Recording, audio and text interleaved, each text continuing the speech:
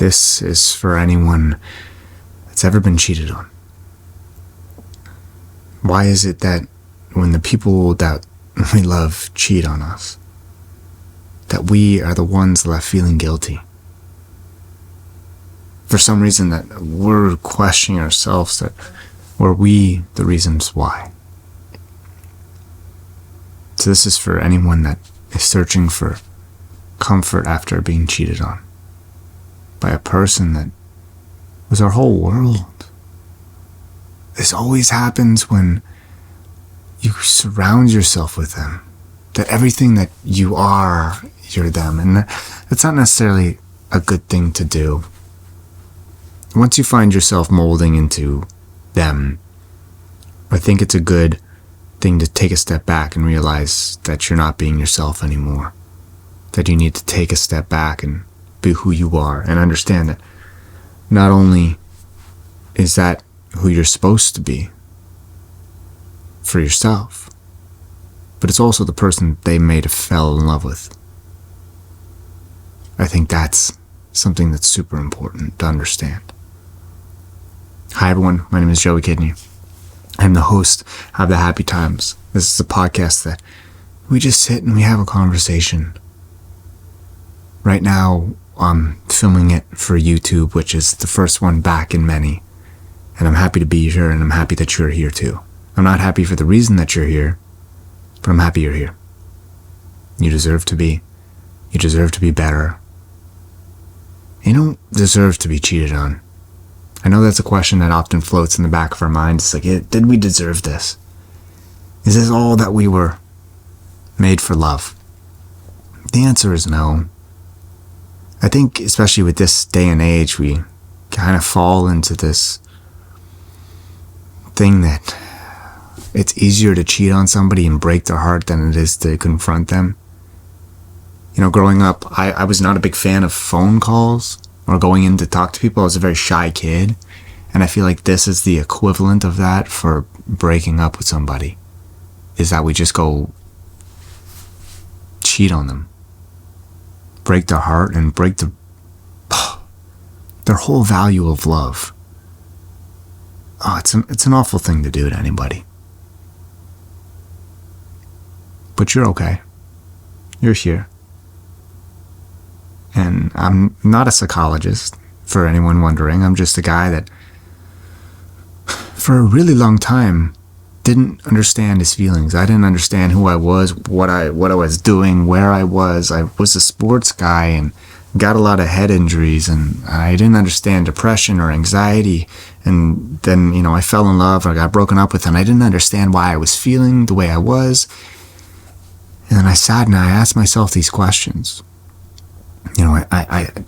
I didn't want any medication. I didn't want any quick fixes. I wanted to know why I felt this way.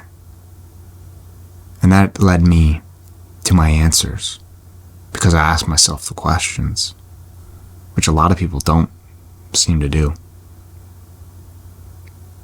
Oftentimes when we get cheated on, we feel three things, or one of these three things. We feel broken, right? The person that we invested our whole life into just broke it all away. 2, we feel used. Someone that we invested trust into broke that. And 3, we feel confused. It doesn't add up. Why? Why didn't you just come to me? Why didn't you just tell me?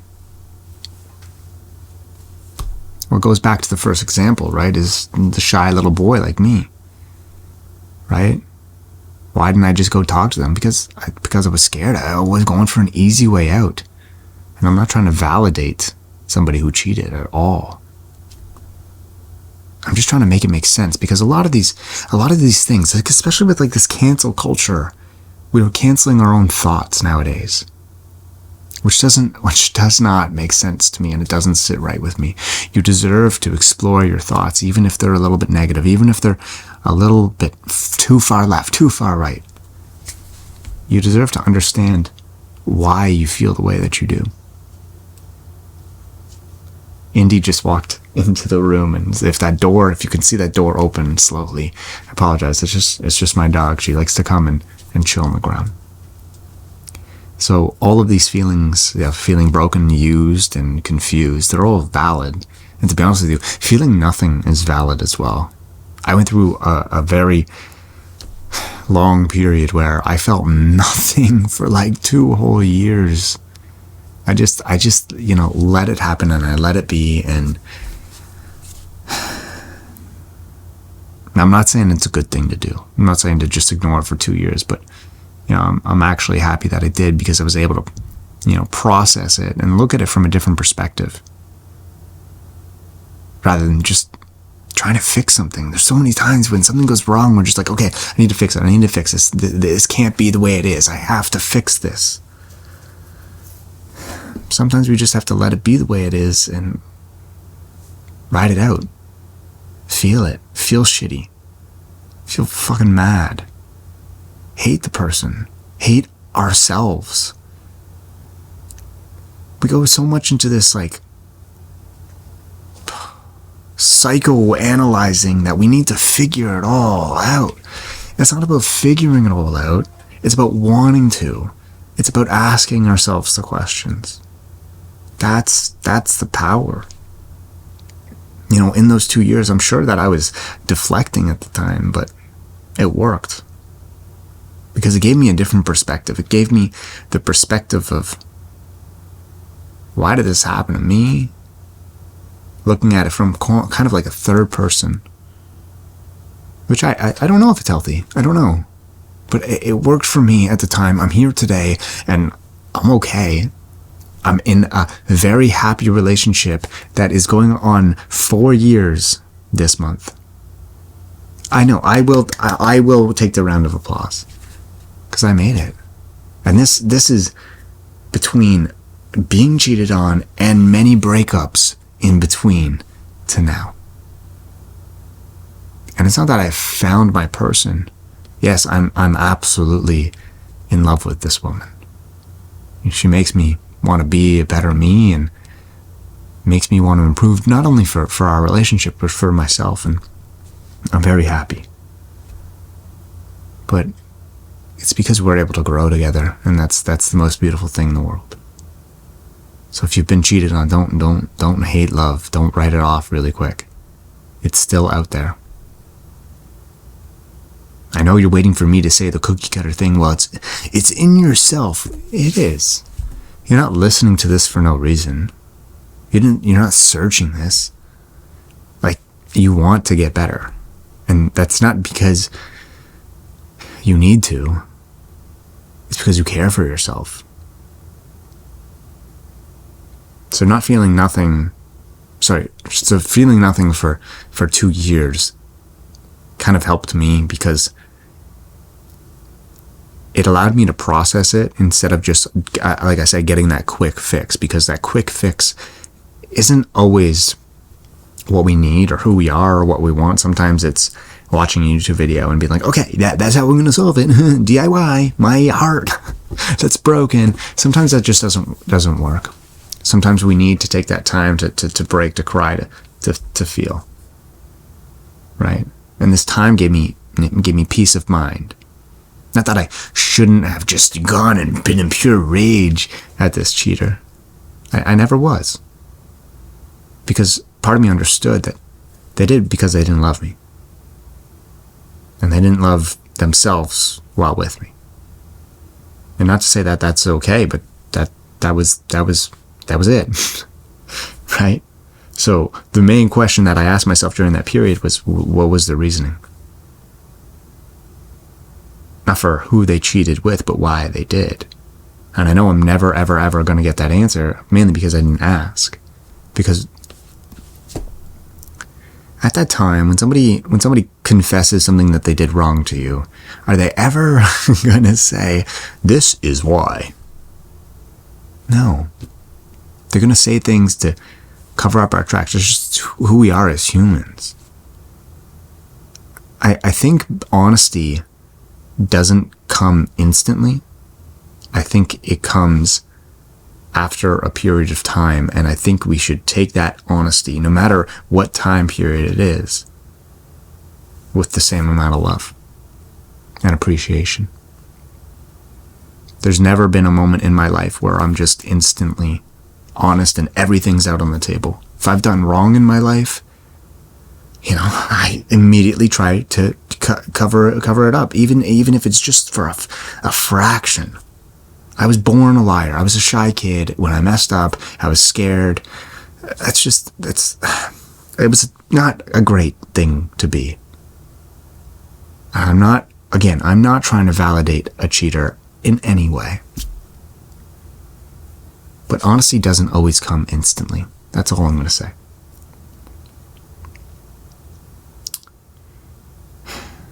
So not figuring out who they cheated with, but why they did, is something that's always going to give you anger. It's always going to make you feel furious, but also remorseful, because someone that you deeply loved never felt that love. It's not just that they wanted it with somebody else, it's that they didn't feel it from you. Wow, that's hard. It's a hard thing to understand. It's a hard thing to process. And, you again ask yourself, wasn't that love enough for them to stay? And then we get to the bingo question of, were you enough? Was I enough? And, with this number one toxic question, I actually have the number one toxic answer. And it's no. I wasn't enough. But why would I want to be? Why would I want to try to be enough for somebody that's never going to value that? That's never going to be enough for me. That's never going to accept that I'm not enough for them. And the only way that they're going to tell me is by exposing their love to somebody else. Looking back on it, I shouldn't have been enough. I shouldn't have tried to be enough. Because if this didn't happen, then I'd be living my whole life trying to be with someone that always wanted me to be something more. Something that I'd never be. So then we get to the point where we ask ourselves, were they enough?